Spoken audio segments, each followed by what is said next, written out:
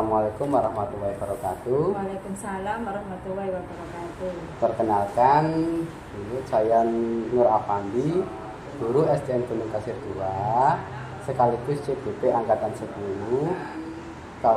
Kabupaten Pasuruan. Nah, di sini saya ke Bu Ludiati selaku Kepala Sekolah SDN Sidowaya ingin mewawancarai Bu Ludiati tentang pengambilan keputusan yang bernilai kebajikan Bu. Apa langsung saja Bu ya? Bu, selama ini bagaimana Bu dapat mengidentifikasi kasus-kasus yang merupakan dilema etika atau bujukan moral?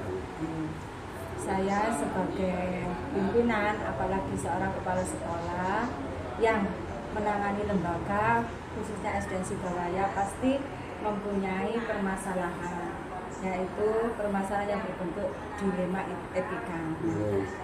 Selama ini pengalaman saya dalam mengatasi permasalahan ini, yang pertama saya mengidentifikasi permasalahan tersebut. Kemudian yang kedua berkomunikasi langsung kepada yang bersangkutan. Yang ketiga nanti kita bisa memecahkan bersama dengan pihak-pihak yang terkait. Nah, yang kedua Bu ini, selama ini bagaimana Bu menjalankan pengambilan keputusan di sekolah Bu, terutama untuk kasus-kasus di mana ada dua kepentingan yang sama-sama benar atau sama-sama mengandung nilai kebajikannya Bu? Selama ini saya dalam memecahkan permasalahan itu, yang pertama kan kita harus mengidentifikasi permasalahan tersebut, kemudian kita komunikasi langsung kepada yang bersangkutan. Permasalahan tersebut itu keterlibatannya dalam bentuk bagaimana. Nah, nanti kita ambil keputusan itu mana yang terbaik, karena di sini kita harus memecahkan permasalahan ini secara adil. Seperti itu. Nah, terus yang ketiga Bu, langkah-langkah atau prosedur seperti apa yang biasa Bu lakukan selama ini? Yang pertama, yang pastinya kita harus mengetahui dulu permasalahannya apa. Kemudian kita komunikasi, menyelidiki bentuk permasalahannya itu bagaimana. Yang ketiga, ada hubungannya dengan kinerjanya, apalagi seorang PNS atau ASN. Apakah itu menyangkut perundang-undangan yang terkait kedisiplinan sebagai ASN atau tidak. Nah, dari situ kita bisa memahami atau memecahkan masalah yang bersangkutan itu secara benar, karena ini merupakan dilema etika yang harus diambil. Keputusan itu saya sebagai pimpinan harus adil dan bijaksana, karena kita harus mengetahui kepentingan sebagai ASN PNS atau kepentingan yang lain. Ini yang harus kita cermati sebelum mengambil keputusan. Nah, terus yang keempat Bu, hal-hal apa saja yang selama ini Bu anggap efektif dalam pengambilan keputusan pada kasus-kasus dilema etika? Selama ini yang pernah kami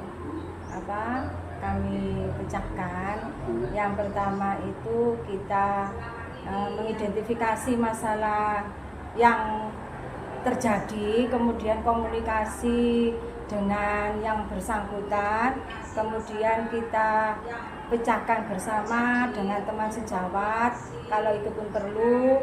Yang ketiga, kalau perlu lagi dengan komite sekolah, atau yang bentuknya kedisiplinan kita komunikasi dengan ASN PNS. Nah, di sini saya ada contoh permasalahan di lembaga saya. Nah, di sini ada seorang PNS yang merupakan yang saya beri tugas sebagai guru kelas 4. Nah, di sini beliaunya itu juga sebagai seorang istri dari kepala kelurahan. Nah, di sini beliaunya di samping sebagai ASN, dia juga harus mendampingi seorang suami dalam dinasnya. Nah, dalam waktu-waktu tertentu beliaunya ini sering izin, otomatis beliaunya juga harus meninggalkan anak-anak. Nah, pemecahan permasalahan di sini yang pertama, saya berkomunikasi dengan beliaunya.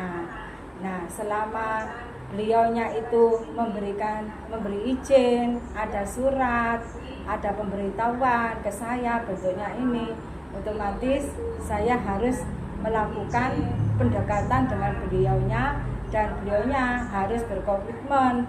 Nah, dari komitmen ini otomatis kan beliaunya meninggalkan lembaga, meninggalkan anak-anak. Nah, di sini saya harus memberikan pengganti dari ibu yang bersangkutan ini agar anak-anak tidak terlantar, karena ini merupakan tugasnya dari beliaunya. Otomatis ibunya ini berkomitmen untuk memberikan sesuatu pengganti beliaunya ketika keluar. Itu salah satu pemecahan permasalahan dari saya. Nah, terus ini Bu, selama ini hal-hal apa saja yang selama ini merupakan tantangan bagi Bu dalam pengambilan keputusan pada kasus-kasus dilema etika? Tantangan yang pertama yaitu apabila yang bersangkutan seorang ASN atau PNS yang melanggar, yang tidak berkomitmen dengan dengan perjanjian kita, ya otomatis kita di situ harus menegakkan yang namanya disiplin ASN dan PNS seperti itu. Terus ini dulu, apakah Bu memiliki sebuah tata kata atau jadwal tertentu dalam sebuah penyelesaian kasus dilema etika? Terus apakah Bu langsung menyelesaikan di tempat itu tersebut atau memiliki sebuah jadwal untuk menyelesaikannya? Tentunya sesuai prosedur bentuk atau prosedur seperti apa yang boleh jalankan? Kalau jadwal saya tidak punya, nah, tapi dalam pemecahan ini saya harus langsung, jika ada permasalahan itu saya harus langsung menyelesaikan agar permasalahan ini bisa terselesaikan sehingga semua orang tidak dirugikan, baik itu dari anak-anak, teman sejawat ataupun dari pendampingannya beliau sebagai seorang istri. Terus ini Bu, adakah seseorang atau faktor-faktor apa yang selama ini mempermudah atau membantu Bu dalam mengambil keputusan dalam kasus-kasus dilema etika? Ya banyak, yang terutama adalah rekan-rekan teman sejawat, kemudian Bapak Komite, kemudian dari Dinas Pendidikan juga memberikan solusi apabila ada pertanyaan-pertanyaan tentang disiplin. Terus ini yang terakhir Bu, nih. Dari semua hal yang telah disampaikan, pembelajaran apa yang dapat Bulut petik dari pengalaman Bulut mengambil keputusan dilema etika? Pengalaman yang kami terima selama ini bahwa seorang pemimpin dalam suatu lembaga pasti mempunyai permasalahan, apalagi itu permasalahan dilema etika yang mana keputusan itu yang ditunggu. Karena keputusan itu, dilema etika ini adalah sebuah permasalahan benar kebenar. Jadi kita harus benar-benar memecahkan masalah itu dengan benar, ya, dengan adil, yang setidaknya itu tidak berdampak merugikan kepada yang lain, baik itu dari kinerja atau dari yang bersangkutan nanti yang akan menghadapi peraturan undang-undang ASN PNS. Jadi pengalaman saya sebagai pemimpin harus berpikir bijak, harus jeli dalam menghadapi permasalahan, sehingga saya harus memutuskan dengan benar. Ya, terima kasih Bu ya atas wawancaranya. Begitu saja saya akhiri ya. Assalamualaikum warahmatullahi wabarakatuh. Waalaikumsalam warahmatullahi wabarakatuh. Pun. Kurang api balik.